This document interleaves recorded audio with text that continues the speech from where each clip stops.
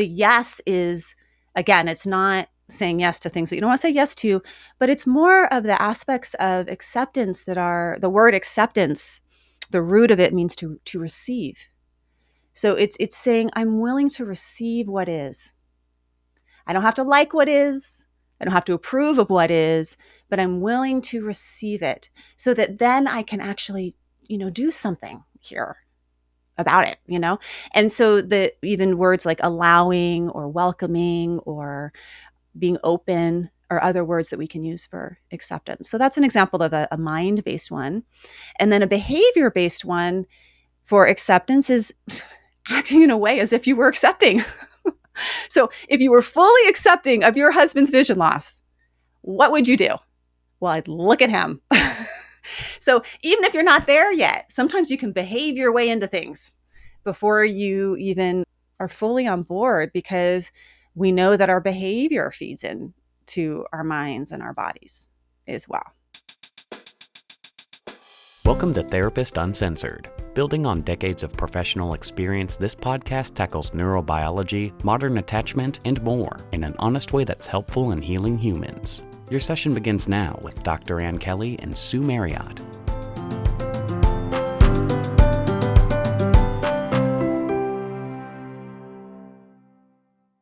Sponsors approach us all the time on many different products, and we take your trust very seriously, so we definitely do our homework. When Ned's Mellow Magnesium popped up, I was intrigued. I had heard a rumor that low magnesium, was the cause of muscle cramps, and I will tell you that the thing that keeps me awake most at night is these wicked calf cramps that I get randomly. Man, I don't know if you've had one before, but they are not fun, especially when you're trying to sleep.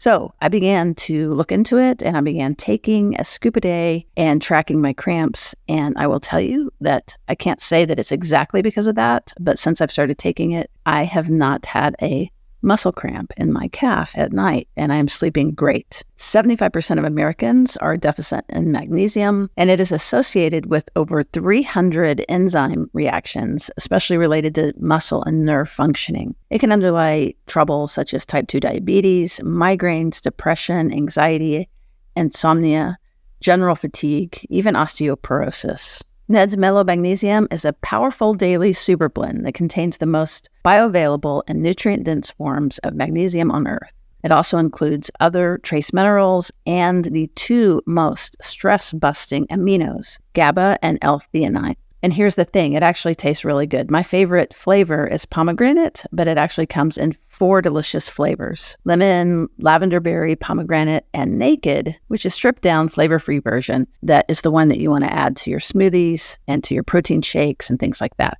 I like that they have full transparency. You can find on their website, right there for viewing, all their third-party lab reports.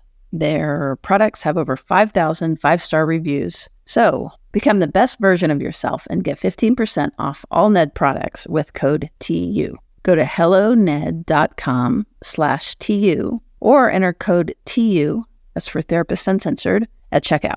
That's HELLO, hello, Ned, NED.com/TU.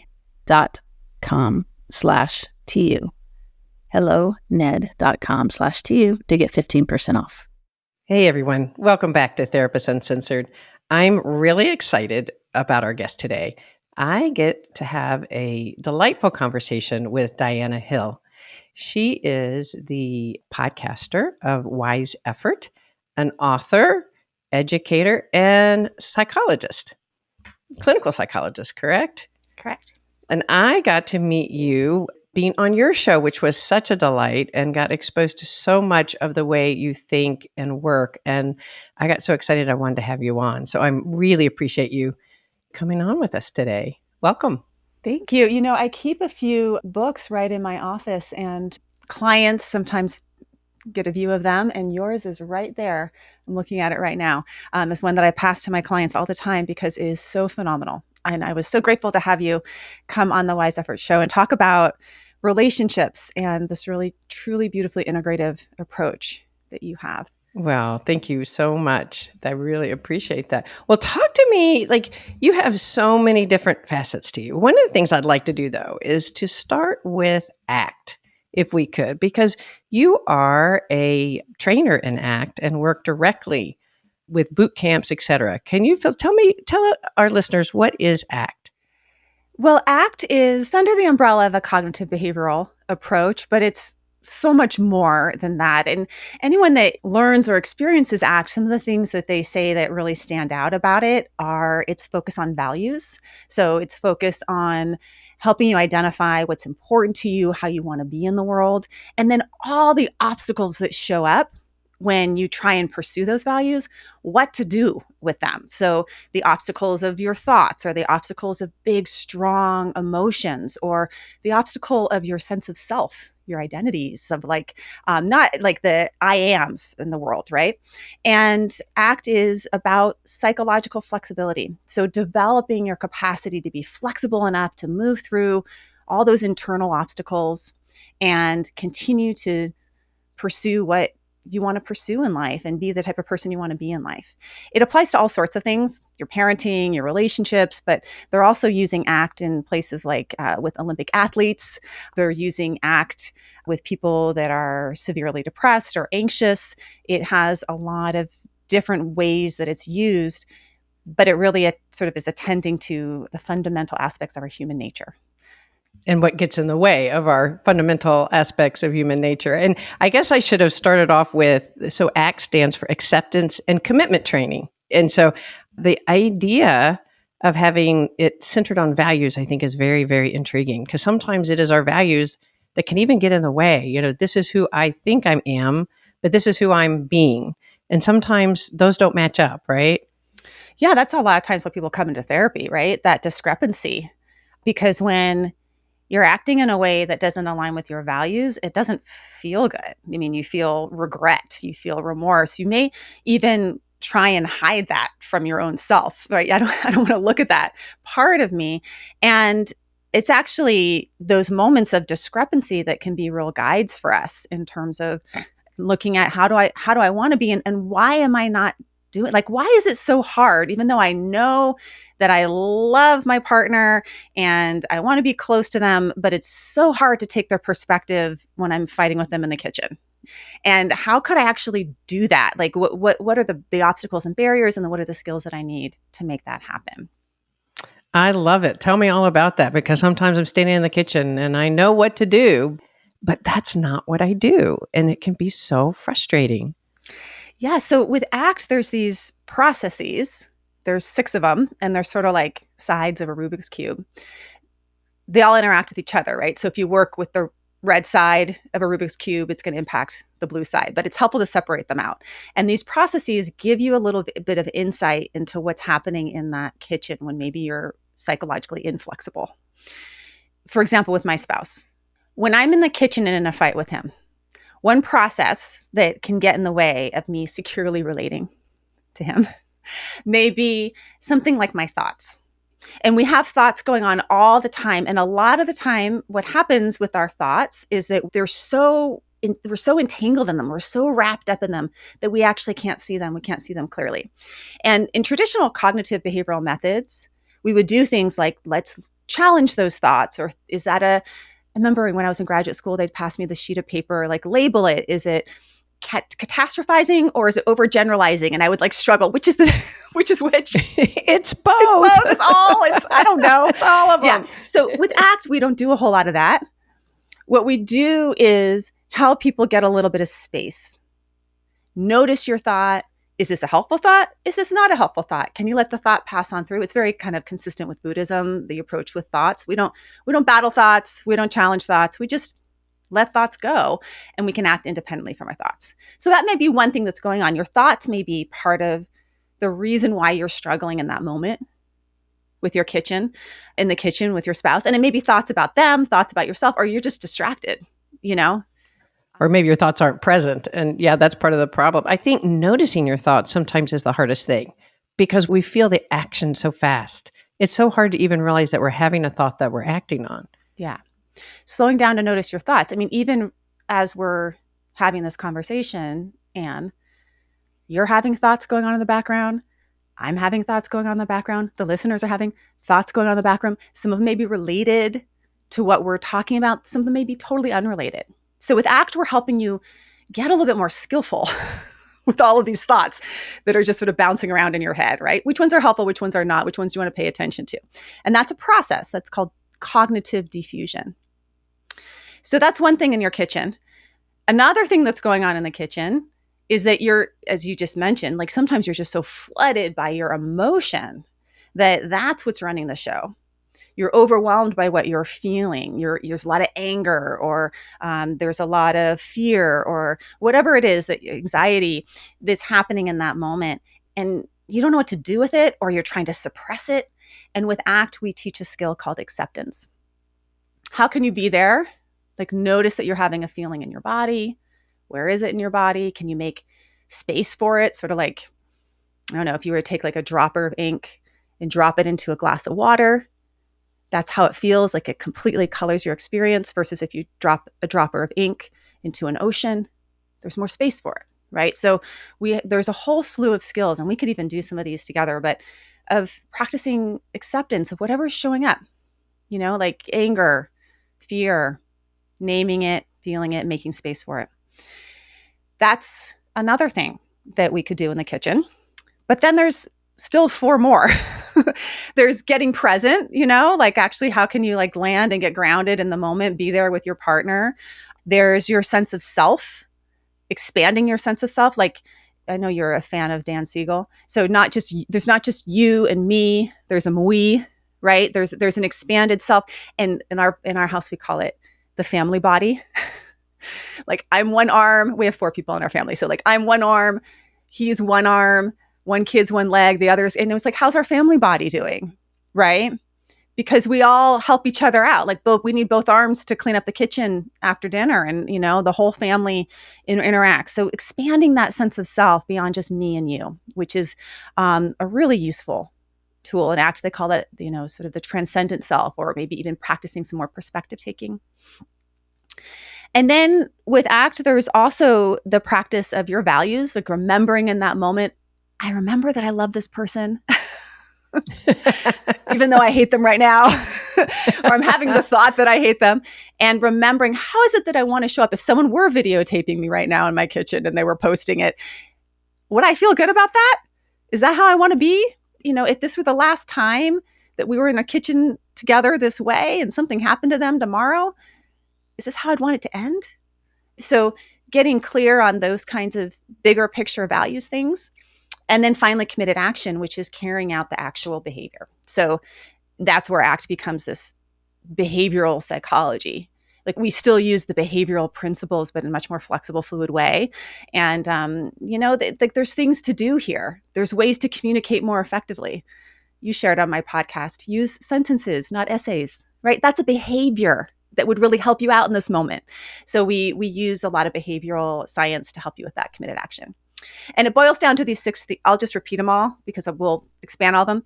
But the 6 core processes, the 6 sides of this Rubik's Cube are: 1, stepping back from your thoughts, cognitive diffusion. 2, acceptance, making room and space for everything that you're feeling without getting entangled in it and without suppressing it. 3, get present.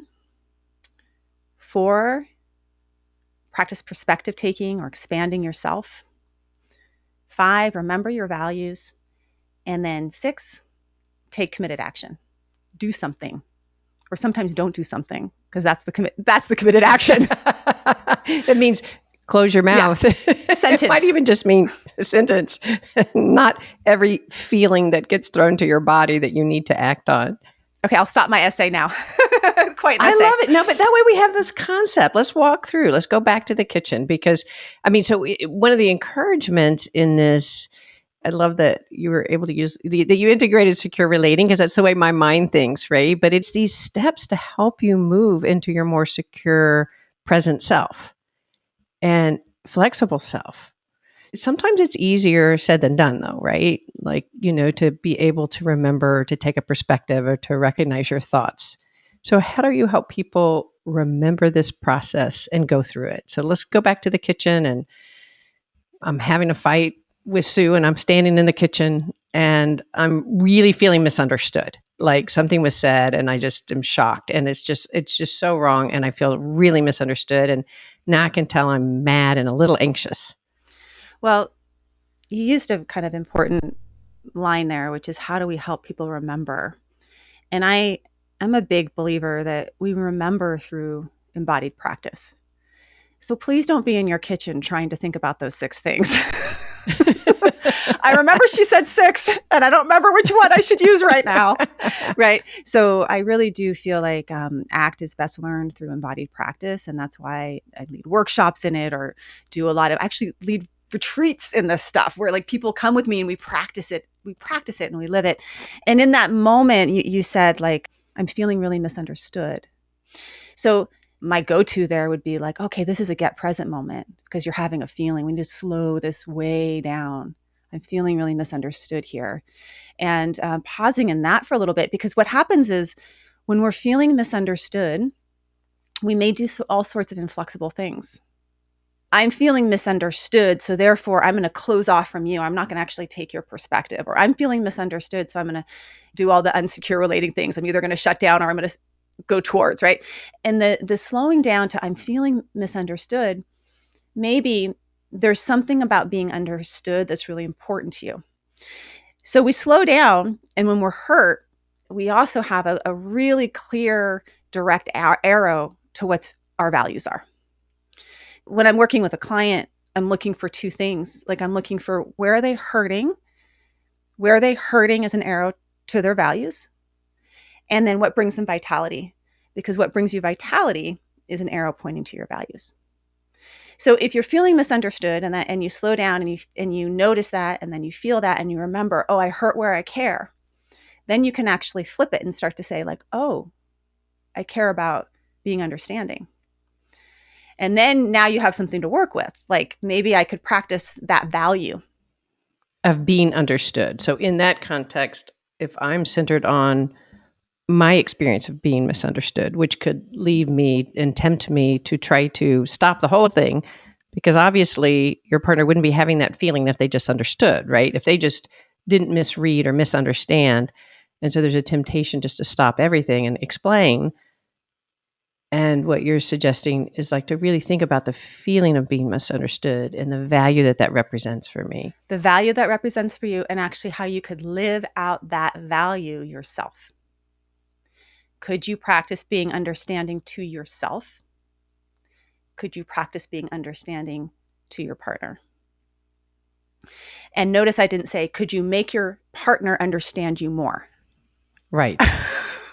Because that's a temptation, That's the right? trap. If they could just, all they have to do is understand more and they wouldn't be mad in the first place, Yeah. right? So, yeah. yeah. So that would be a simple thing of like pausing, slowing down. What's hurting here? What are my values? And how could I act on those values in this moment? And that's where values are different than needs in a relationship. Because actually, you really do need to be understood by your partner. But you have less power over that than you do over you being understanding. And it'll actually probably increase the chances of your partner meeting that need for you. Wow. You just like, I really felt that as you walked me through it. And you're right. Probably one of my top values is to understand, is to be understanding. And so as you mentioned that, I'm like, oh, that really hits a deep part of me. It's just not this moment. It's a deeper part of my internal sense of self, my core self of being understanding. And so now I'm acting on my value of if that's so important, can I be understanding why he or she's angry in this moment? It's really empowering. It really is. And I Yeah. like how you're using that as a verb, being understanding, because in ACT, values are verbs and adverbs describing our ways of being. I did this workshop with a bunch of executives once, and it was like they had like pre-printed the journals, and on the journals ahead of time they said like write your 3 core values down, and then they like slapped them on the journal. And I went in to do this work. I was so excited, so jazzed to talk about values, and they were like, we already know our values, they're on our journals. And I was like, well, Like each person wrote their own value. But we kind of get a little rigid like that. Like we think like my value is understanding, being understand, or to understand. Like it's good to have a sense of like what your core values are, what your top values are. But I would say values are kind of even more flexible and fluid than that. Because in this situation, it may be that the value that's floating to the surface is I really care about being understanding and being understood, and how could I act on that right now? And in another situation, it may be another value that's floating to the surface.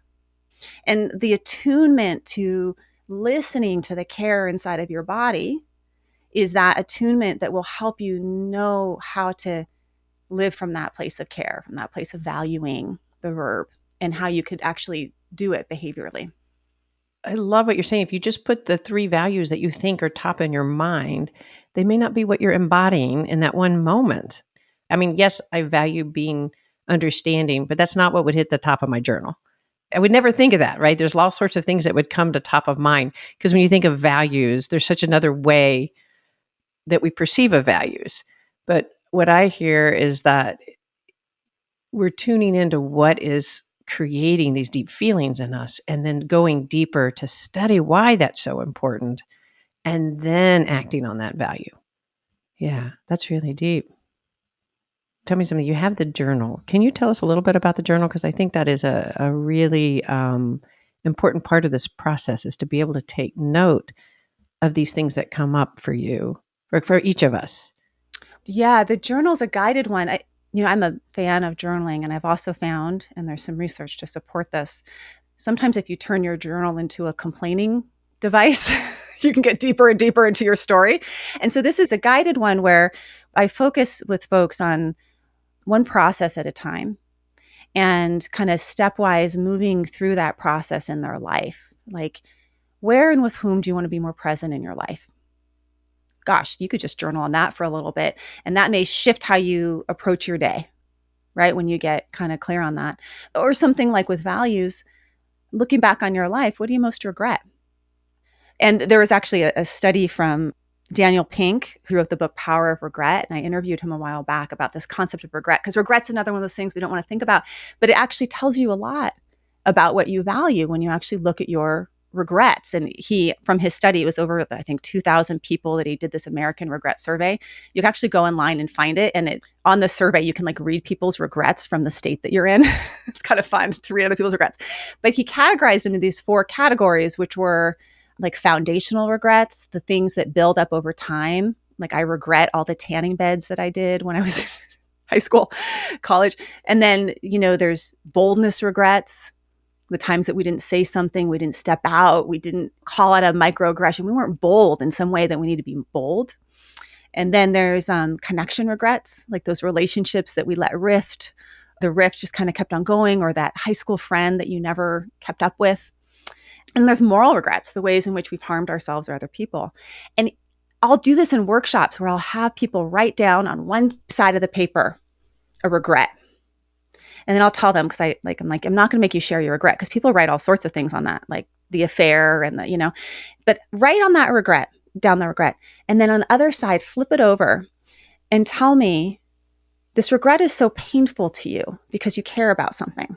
What is it that you care about that makes you regret this?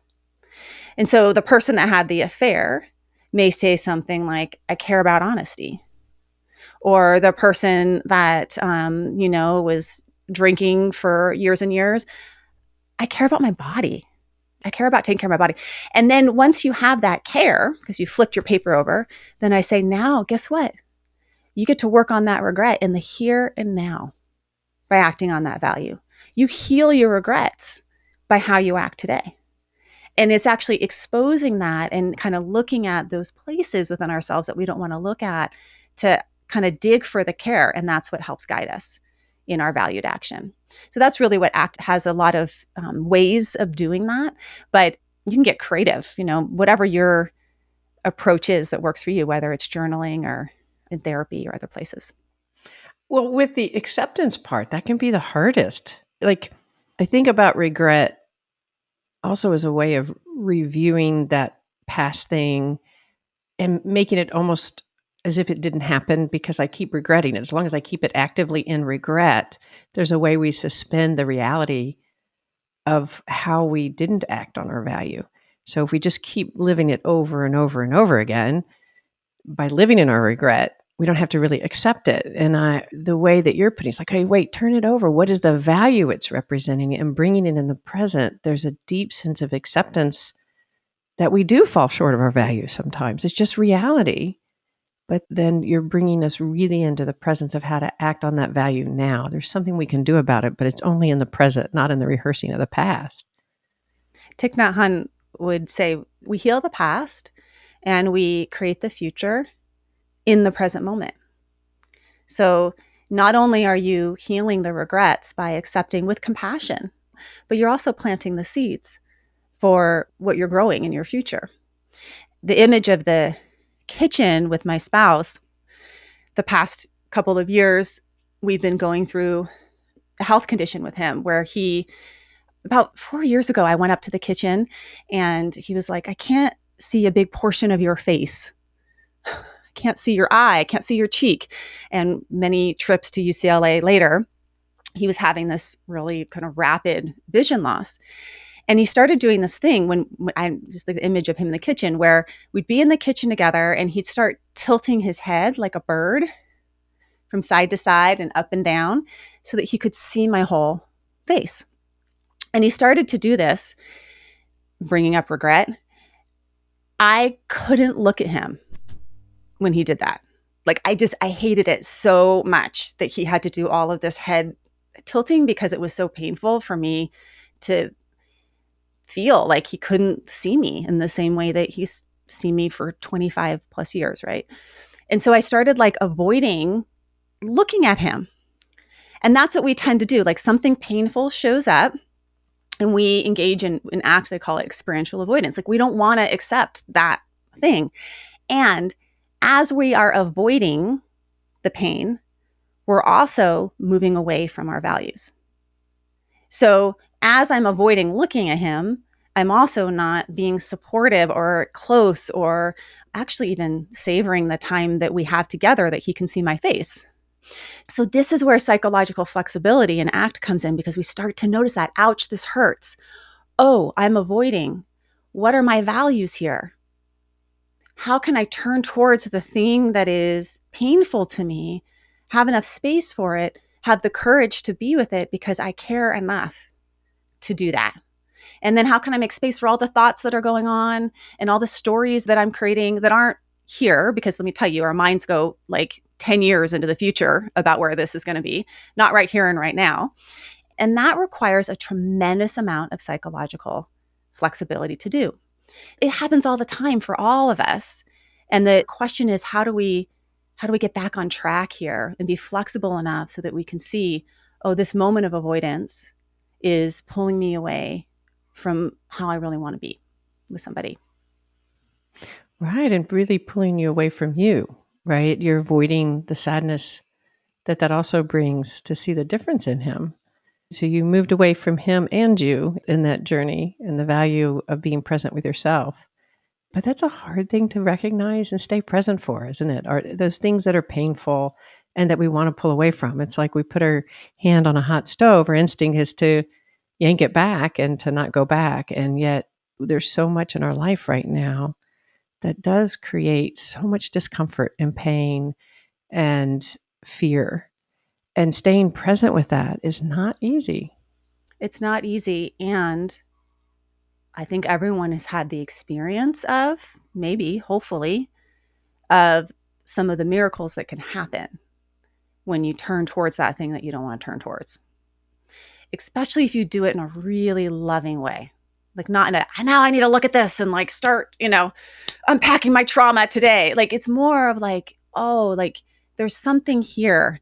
I think there's a Mary Oliver poem that sometimes I'll use as a prompt, a writing prompt for folks in workshops, which is, in the night I dreamed this poem. Somebody I loved once gave me a box full of darkness. It took me years to understand that this too was a gift. And then I'll have people write out, it took me years to understand that this too was a gift. Finish it out. And in whatever your box full of darkness, for us right now, it's this but we've had other boxes full of darkness in our relationship, and we'll have plenty more.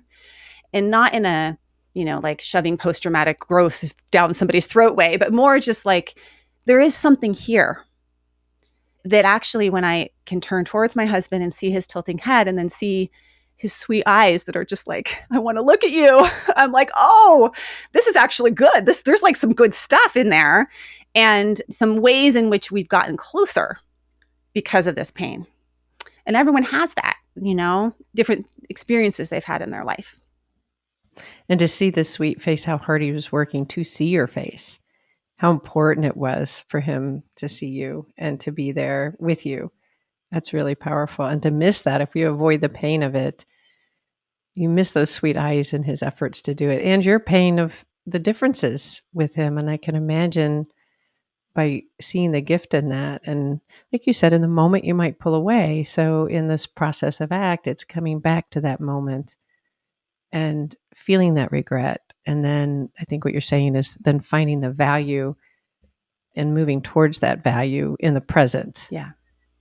Yeah. It's looking for the things that we're making wide circles around, Yeah. And as therapists, this is what we're doing all the time, right? Like, right. Wow, right, for sure. You just made a huge circle around your mom. Like, how are we talking about Home Depot right now when we were just, like we see the avoidance strategies, whether we're avoiding it because we're not talking about it, or we're doing all sorts of other avoidance things that cause us secondary problems in our life, like our substances or our phones or, all the ways in which we avoid discomfort.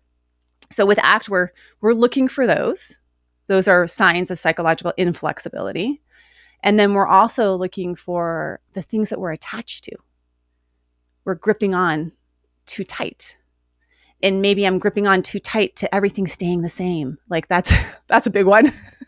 Right. Or an identity, or, gripping on too tight to like, he needs this, or he needs to be this, or I need to be that. In Buddhism, they call it the four worldly winds. The winds of change that, you have a wind of praise and success, and then you have a wind of loss. And then you have a wind of pleasure, and you have a wind of pain. And the one guarantee is that these winds will blow through your life over and over again. They blow through. And if you try and avoid them, or you try and hold on to them, you're going to have a pretty wild storm.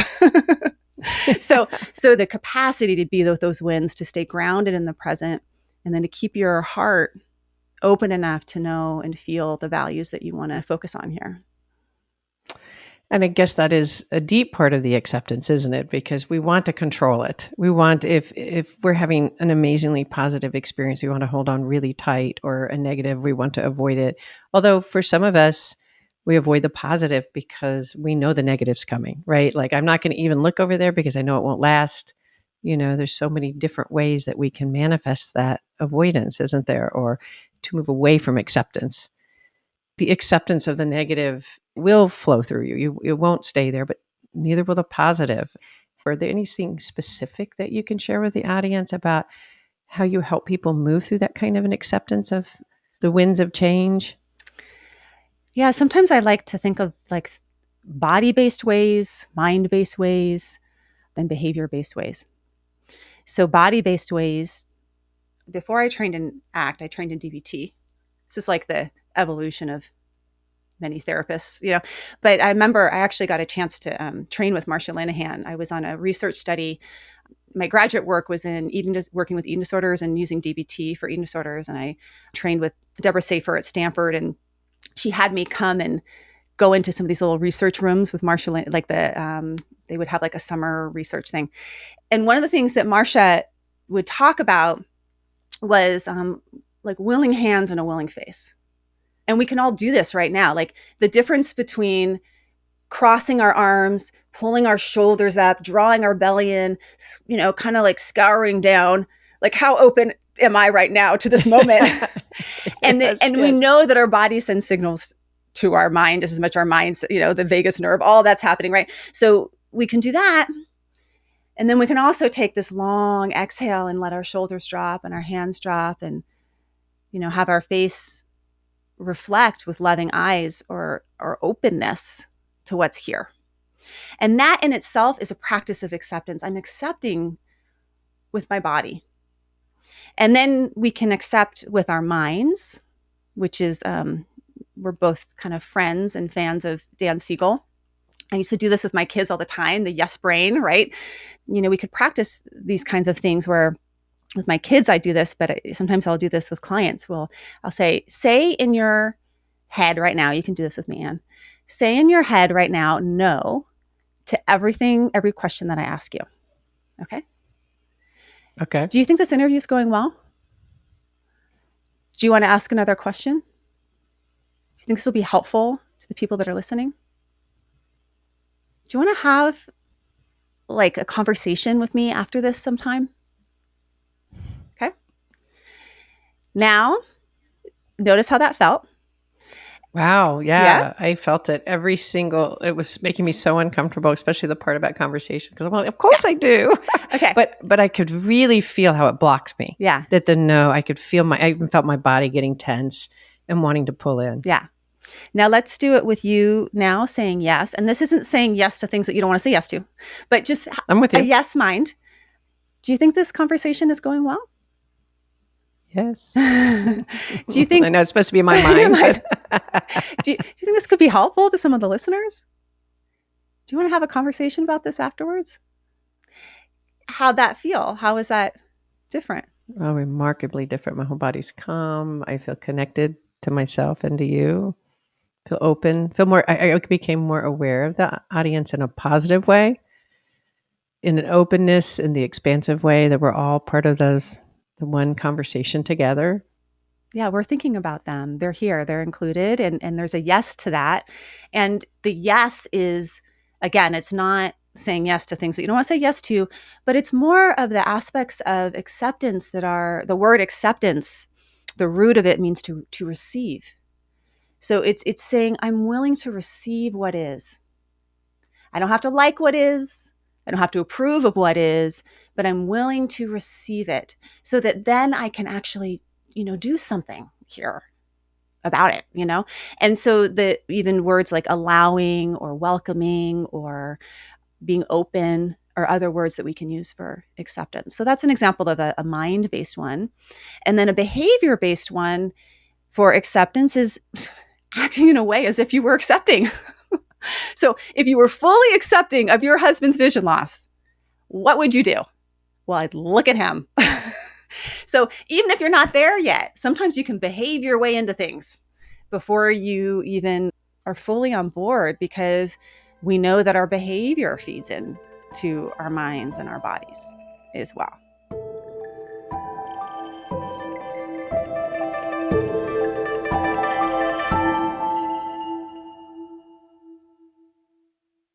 There are a lot of things in life that you can and should compromise on, but mental health care is not one of them. Rather than thinking it's impossible to find a psychiatrist near you, or an available therapist that takes your insurance, or a primary care physician with openings, check out ZocDoc. ZocDoc is a free app and a website where you can search and compare hundreds of types of highly rated in-network doctors, including mental health providers, and instantly book appointments with them online.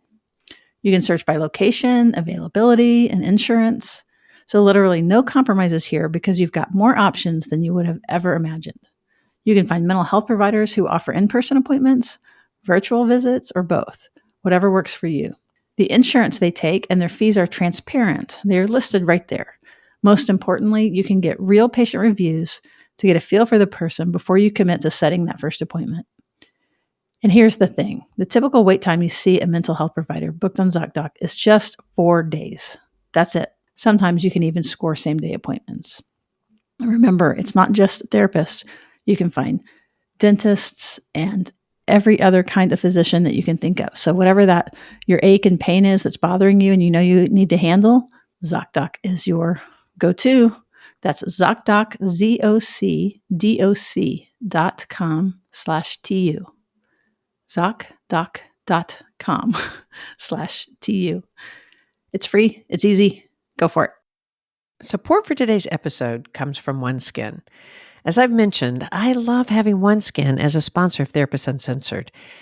Anyone that knows me knows that I hang outside any chance I get, and I did so all summer. And the UV rays in Texas are actually brutal on my skin. But OneSkin practically erases the signs of sun damage. So I've gotten to jump into this fall feeling and looking more vibrant. But what really matters to me is that it actually helps rejuvenate my skin and it makes me more healthy. And that's what's really important. And I love that it's simple. I can't take really complicated facial routines. I just won't keep up with it. So all I have to do is cleanse, then apply OneSkin to my face and body a couple of times a day, and I can really see the difference. So for our listeners, get 15% off OneSkin with our code TU at oneskin.co. So that's 15% off oneskin.co with code TU. Now, after you purchase, they'll ask you where you heard about them, and please support our show and tell them that we sent you. All right, let's jump back in.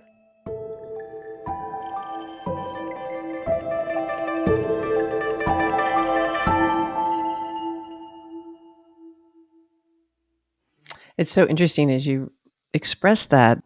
The word, for some reason, that I connected to that has been a shift for me in the last few years in acceptance in all of those realms is the idea of privilege. Like my kids using that word used to feel really threatening to me.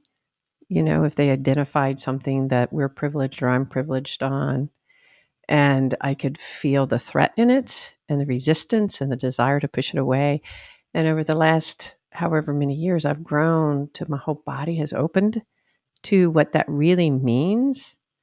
And it's broadened me and it's helped me feel more connected to that part of my life without the resistance to it.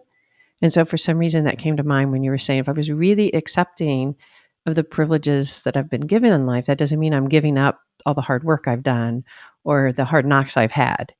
It just really means I'm accepting this moment of what I haven't earned that I have. That's what came to me immediately is that acceptance brought so much openness to me and more curiosity and more desire to know more. It was the opposite feeling. And what I would wonder about with that is have felt something similar in terms of privilege and looking at my whiteness or looking at all the privileges that I have. That discomfort that you're experiencing may also point to your values. That it may be that you're uncomfortable with looking at privilege because there's actually something there in terms of, oh, I actually value equity. And so opening up to privilege actually can help you act more from a place of working towards equity. And that's the kind of like, what? Whoa, kind of mind-blowing thing, right? Like, so this is where when we have that capacity to go to the places that are uncomfortable and stay there a little longer, open up to them, look at them, what's going on here, rather than just like, oh, I don't like that word privilege. So I'm just going to like try and be, I don't know what, get all rigid and perfect, shut down the conversation. Yeah. You think you're really going to talk about privilege. Let me tell you about my history. Yeah. Well, yeah. And I get it. I get it. But you're right. It's like, if I really look at the value that that's representing, instead of resisting and being in my defense, I can open up and then, oh yeah, I do value that. But it's hard, right? Because sometimes you open up values and then you see any consistency between that value, then shame emerges. In what ways are things never going to be equitable? Like, how do you deal with underlying shame sometimes as you really look at the value that you're identifying and the ways that you're falling short? And that's why there's all these other processes to help with this. Right. Shame shows up. So then maybe I could step into, we could work with self here. Mm-hmm. Is there a bigger self? Mm-hmm. Like they could hold some of that shame and help me with it, a compassionate self. Or is there, we're working with acceptance or working with all the thoughts that are kind of triggering the shame. Can I ask myself, are you sure? With some of those thoughts, is this a helpful thought? Or, all sorts of things, but there's a lot to unpack. Mm-hmm. Mm-hmm. Well, and I think that's also then the question of how do I show up? Like if this is important to me, and like you were saying with your husband, how do you show up? If my value is this, how do I show up differently? And what a refreshing place that is, because it's so in the presence of how do I show up differently right now, rather than how do I churn about my regret of the past, Or am I wanting to avoid the most difficult part of the present? I love that. You mentioned as we were starting process-based therapy. And how does that get integrated in your ideas related to ACT? Well, I think probably for listeners, even hearing the word ACT, and you already are showing that you've done your homework, that you're calling it ACT because most people call it ACT. And Oh, is that right? yeah, and it is pronounced ACT. That's, but there's a bit of like, oh boy, another acronym. Now we have ACT, and then we have CBT, and then we have IFS, and then we have MBC, and like it's a word salad, like acronym salad, alphabet salad, whatever. And Therapists love acronyms. therapists love them. And then we have protocols for all of them. Oh, yes. Right. Yes. And most therapists, at least the ones that I think are behind the scenes, are not just doing one protocol. Most therapists are really tuning in to the individual needs of their client, to their own strengths and creativity in the moment, to what's needed here. And they're applying maybe principles that work from lots of different places in an integrated way. So process-based therapy is Steve Hayes, Joseph Sorochi, and others' attempt, and I'm sort of part of this, although I'm building the boat in the water too. Like I don't really fully have I'm an expert status that has no expertise. Gotcha. But we're kind of looking at, okay, what is this bigger umbrella where all of these acronyms could sit at a big round table and have conversations with each other about. And the bigger umbrella is like getting out of the battle of like, I'm EMDR, I'm IFS, to like, well, wait a minute, there's a lot of overlap here. We're using different words for sort of the same thing. So if something like acceptance, if you were to talk with an internal family systems person, they would be like, oh, acceptance. Okay, we're working with listening to all the different parts of you and having them have conversations with each other, right? And then somebody who's like a psychodrama person, maybe acting that out, like let's bring your eating disorder into the room, and then let's bring your inner critic into the room and have them, and your inner father into the room and have them have it out. And then somebody that's, maybe a more somatic person, maybe like, okay, let's look at where you feel that in your body. Where is it? Can you be with that feeling? They're all working on the process of acceptance. So it's starting to see that we're kind of, that the parts of the elephant metaphor, like one person's holding the ear and one person's holding the tail and one person's holding the leg and we're all holding the elephant, that we're kind of all holding an elephant together in therapy, and we just have different names for it. And how can we communicate with each other in a way where like all are welcome and that you don't have to put yourself in quite a box. Part of process-based therapy is also really trying to, I'll use the word dismantle the DSM and trying to look at like actually, rather than putting people in diagnostic boxes, we can look at, oh, what's going on here with like maybe there's some rigidity in thinking, or maybe there's, the process of acceptance or self, or all these different things are happening for somebody that we don't necessarily have to pathologize or put into boxes. And so there's a whole side of that. That's so important, isn't it? Because the DSM, it's so interesting when you really train as a psychologist. The DSM, really what it is a list of symptoms that come together to form an aspect of somebody. And then we're calling that a disorder. And what we're talking about, I think, here is instead of pathologizing, is exploring what are the defenses and what are you protecting and what's important to you and how is that showing up in your body and your mind, and how is it showing up in your system, and how's it showing up in the environment and that you're in. And so it's a much more healing process, isn't it? Yeah. When I was in graduate school and I was doing a randomized controlled trial on DBT for bulimia, it was DBT with appetite awareness for bulimia. And it was supposed to be this 12-session model where I'm like this like PhD student. Every single session is outlined, what you're supposed to do in session 1, 2, 3, 4, protocoled, right? Because that's how we research these things. And you'd be like on session 3 with somebody who maybe they were coming in because they were struggling with bulimia. In session 3, like their grandfather dies. And are we supposed to like tell me about your appetite, your hunger and fullness this week? Or do I need to go somewhere else here? Like, right. Can I be present with you yeah, and what you're experiencing? Yes. So a lot of these protocols that, have been in these boxes of manualized therapy really put straitjackets on therapists and also ignore all sorts of contextual things that are going on, right? So that's what process-based therapy is also attempting to kind of blow up out of the water a little bit and give you a little bit more room to see the bigger picture for folks and help. And use the different resources, right? The training that we may have in embodiment or in IFS. There's so much of what we've talked about with ACT that's completely in line with what part of you is showing up and what part of you is protecting another part.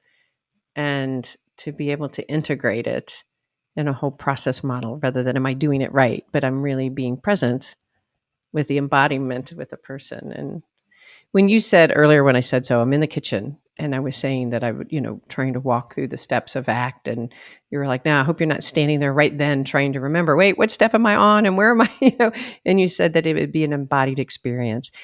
If a listener's out there really feeling in tune to what you're saying, what would you recommend? How would they go about developing and honing a more of an embodied experience of ACT, or as you said, process-based therapy as you go along? But how would one gain knowledge about how to embody the ACT principles? Well, it depends on if you're a therapist and you're wanting to work with clients or if you're wanting to do this for yourself. Yeah, let's start there. If you're a therapist and you want to get more training in it, what will we do? Yeah, so there's lots of trainings in ACT. There's live ones. I do a retreat every fall in Arizona. And I'm also a yoga teacher, so I always bring in yoga, and it's a beautiful retreat center in Arizona because I believe that therapists shouldn't necessarily have to go into cold, over air-conditioned hotel rooms and sit at tables for hours on end and feel Love like their that. bodies are in pain upon return and that they really didn't get any break. So this is a way to, for me, to really live out my values of tending to the whole person. So that's a retreat that I do in Arizona through PESI.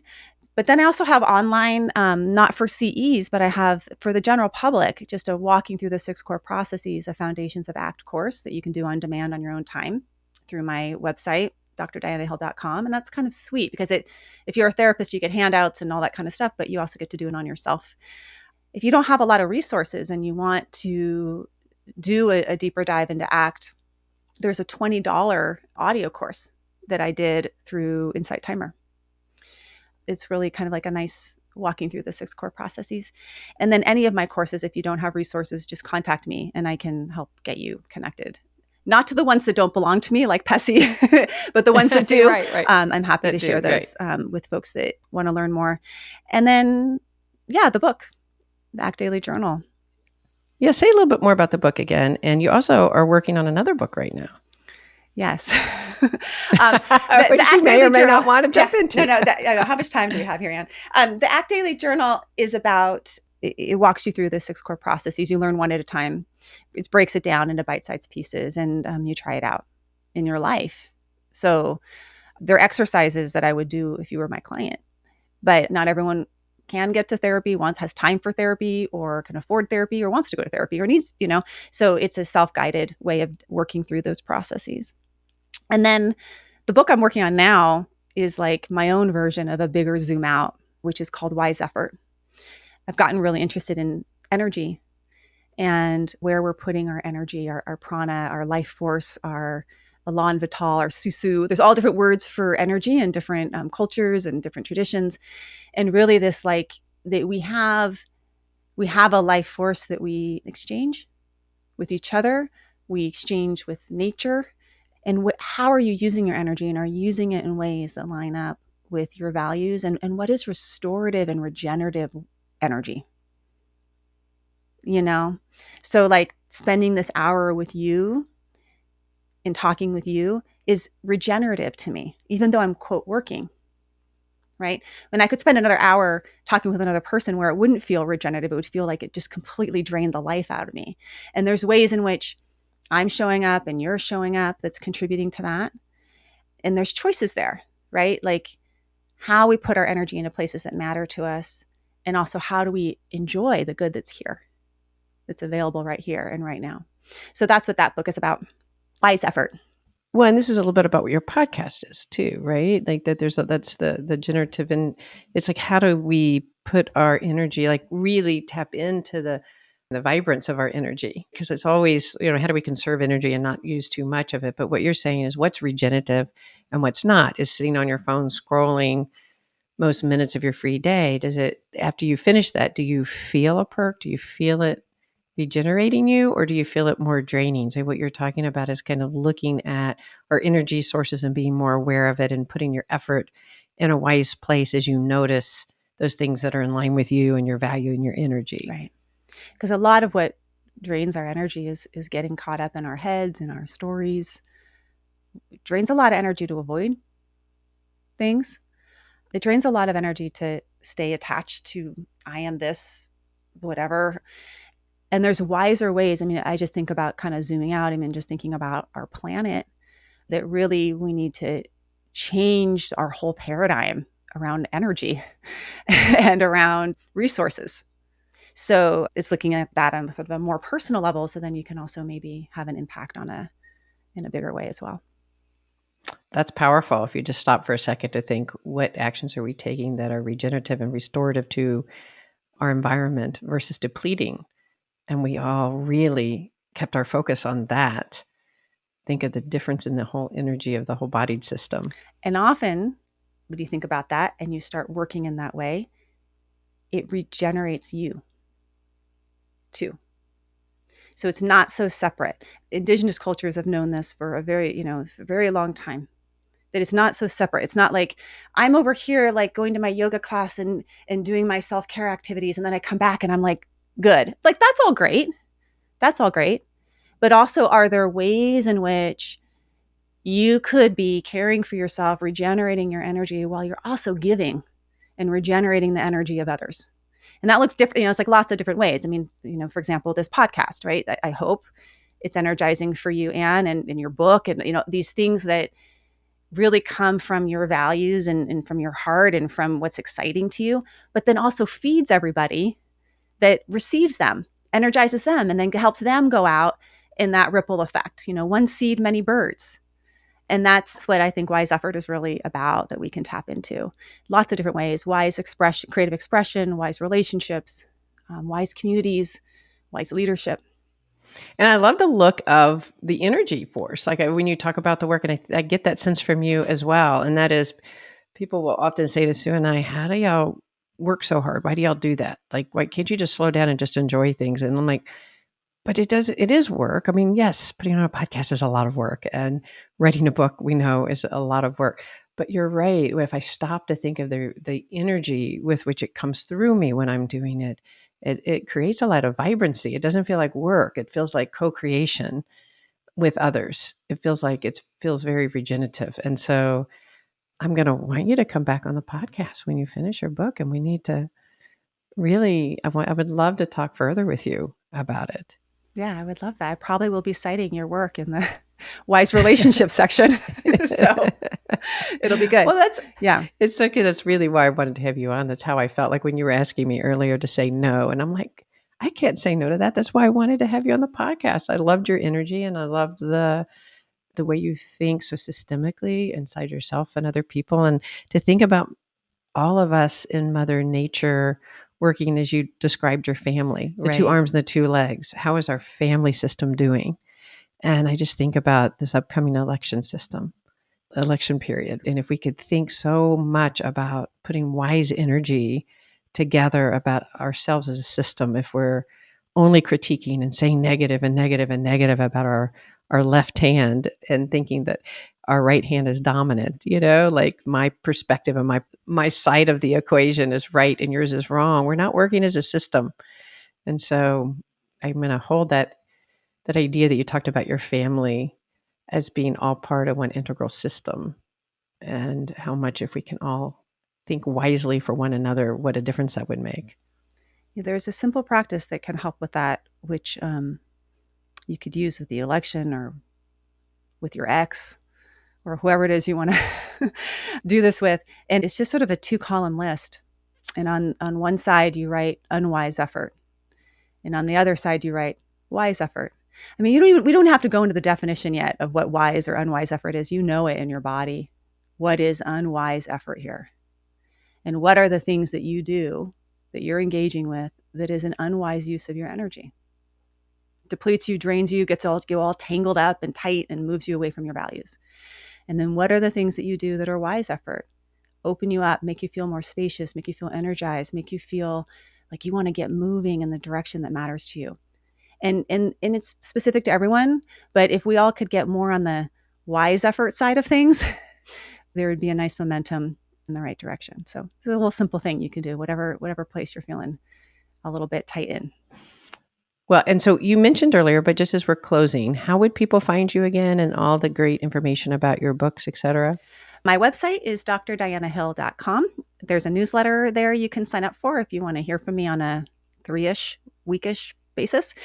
I'm not super rigid about that, but that's a great place to sign up to hear about all the things that I'm up to. Why at drdianahill.com. And then your podcast is Wise Effort. Wise Effort. Yeah, check it out. It's really, I just love, I've listened to many episodes now and have really found it enlivening and helpful. So highly recommend. All right, Dan, thank you so much for joining us today. And those of you out there that enjoyed it, check out her website. Check out her books as well. And please take time to rate and review. That's always really helpful. And send this episode out to somebody that you think could use it. All right. Thanks so much for joining us, and we'll see you around the bend.